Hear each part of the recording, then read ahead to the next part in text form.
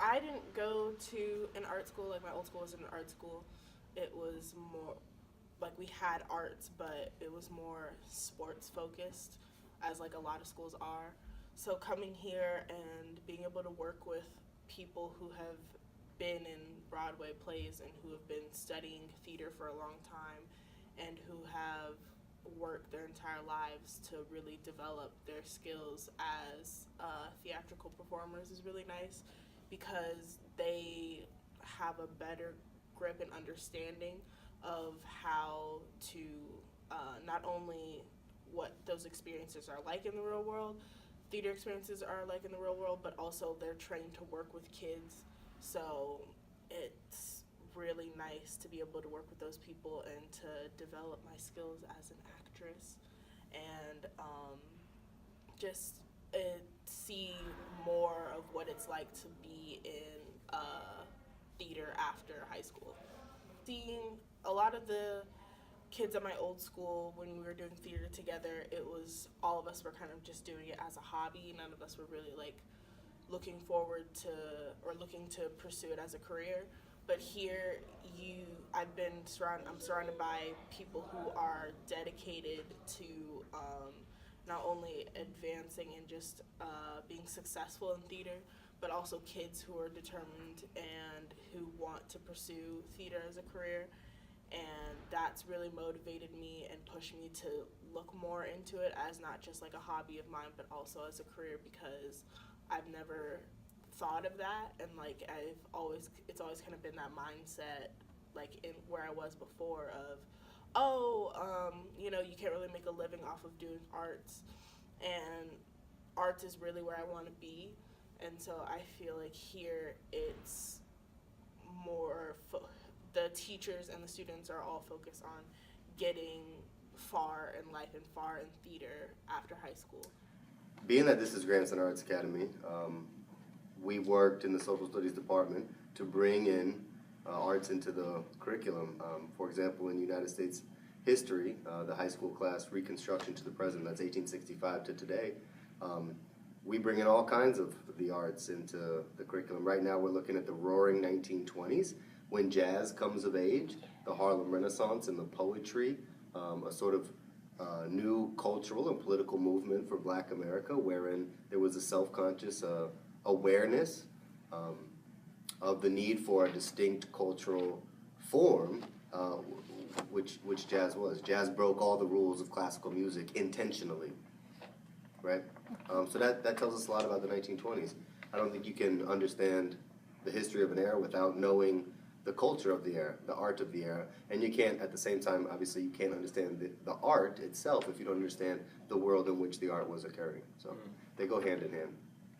Yeah, I'd like to piggyback on that last statement. I think it's important for our student artists to know that a deep understanding of history, of sociology, of philosophy is going to inform their art.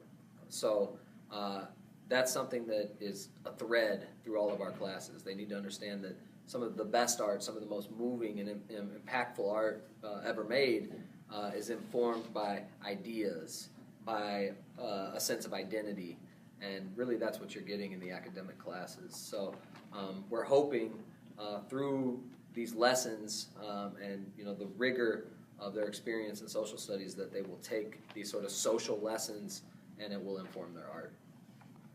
Global Ethos comes to mind first. So Global Ethos is an organization that Mr. Smith and I have developed to provide opportunities for students to experience the world. So for the last 2 years, we've gone to Nicaragua, and students have stayed with host families and learned about the culture, learned ideas about social justice, community.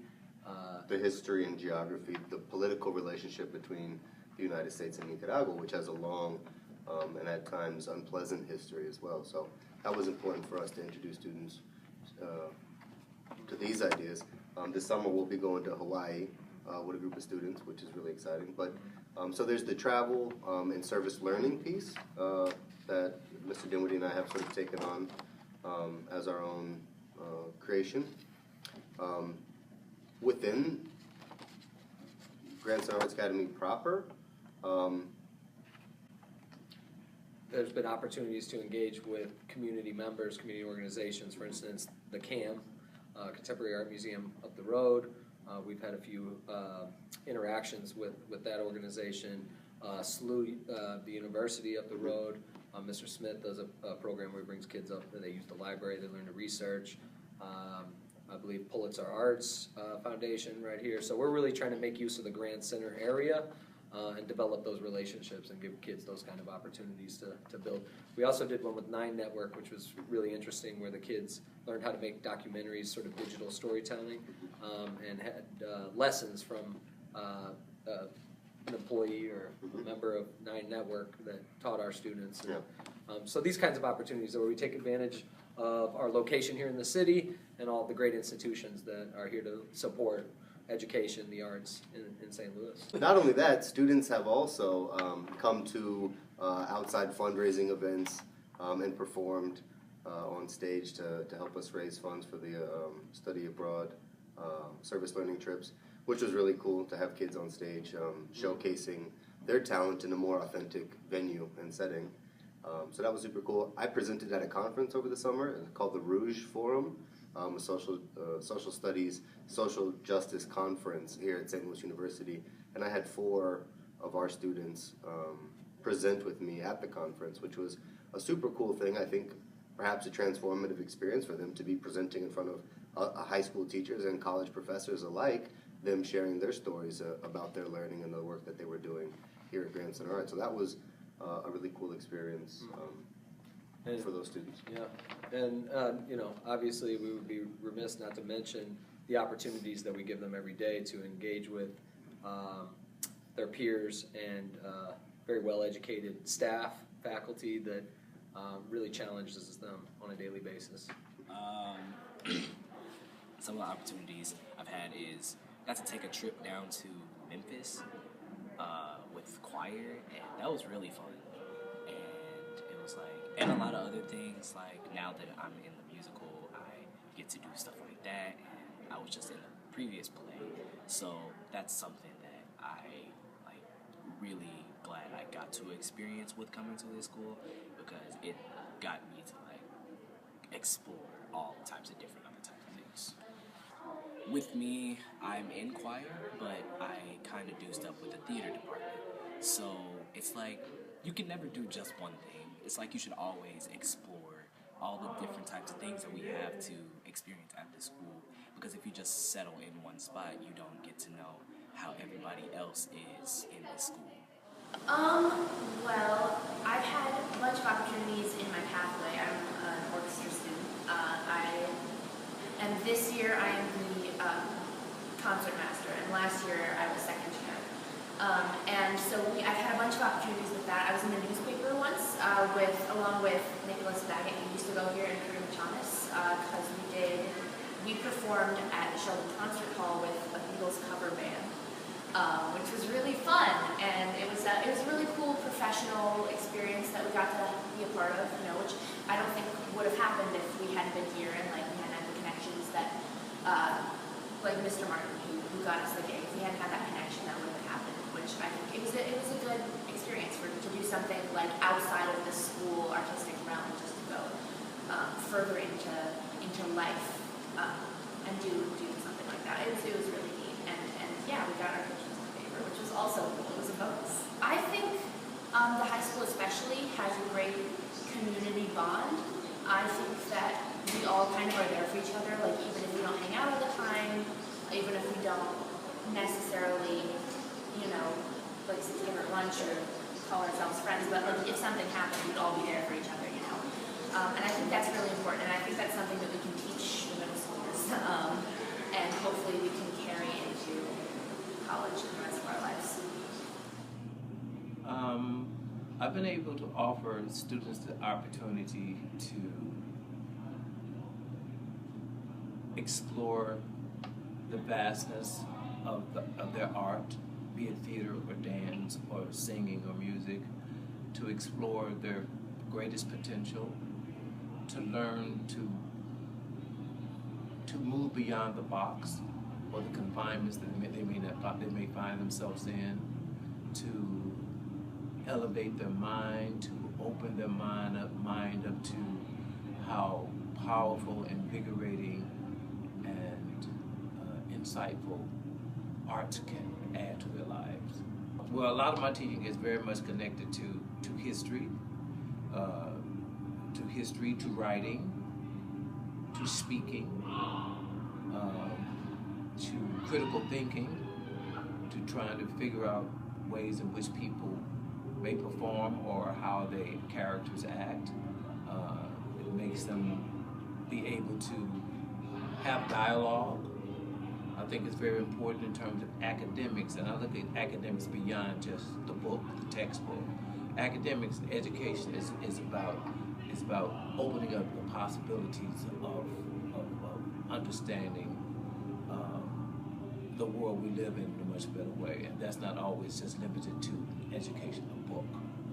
Some of the strengths I see in GCAA are first thing that comes to mind is diversity. That's a strength. I think that another strength is the access to be in this location is a strength for GCAA, because if this is Grant Center Arts Academy, we are in the Arts District, and we have access to many great other institutions with which we can collaborate with. We have Powell Symphony Hall for music, the symphony. We have the theater, Jazz at the Bistro, Contemporary Art Museum, Big Muddy Dance Company, Upstream. It's just so many things within this area. Kransberg, the Arts and Education Council. It's just so many things within this area that I think could be is exceptionally beneficial to our student and community. Well, I moved to this school in 6th grade. I came here in 6th grade, and my elementary school was tiny. One floor, like one hallway. Some of the grades were combined. Like, it was tiny. 100 students when I left. And they haven't really grown that much since. Moving from that tiny little school to a huge, like 7-floor building, I was really scared. I was like, there's so many people, there's more people here, there's more people in one grade than there were in my entire school. Like, there's so many people, I'm gonna get lost. But there were some great people that I met on like orientation that I've pretty much stuck with those people since I met them. Have had some rotating characters in and out, but I've pretty much stuck with the same group of people I met on that first day. I've had a lot of opportunities with journalism. I've been able to travel outside of the state, someplace I've never been before, for like a weekend convention, like a national convention that we went to. I've had opportunities to dance on stages I wouldn't have been able to dance with if I went to any other school. I've had opportunities to dance with people that I never would have gotten to meet. And I've had just so many kind of great opportunities. It's helped me kind of decide where I want to go and what I want to do. I will probably talk about, I don't know, I feel like I'm a bit jaded with this school because I've been here for so long. I'd probably tell them about we do have some incredible teachers. We have some incredible people who want you to succeed. And I think that's one of the greatest parts about this school is we have people who want to know you and who want you to succeed, and they will do anything to help you. And so I probably would talk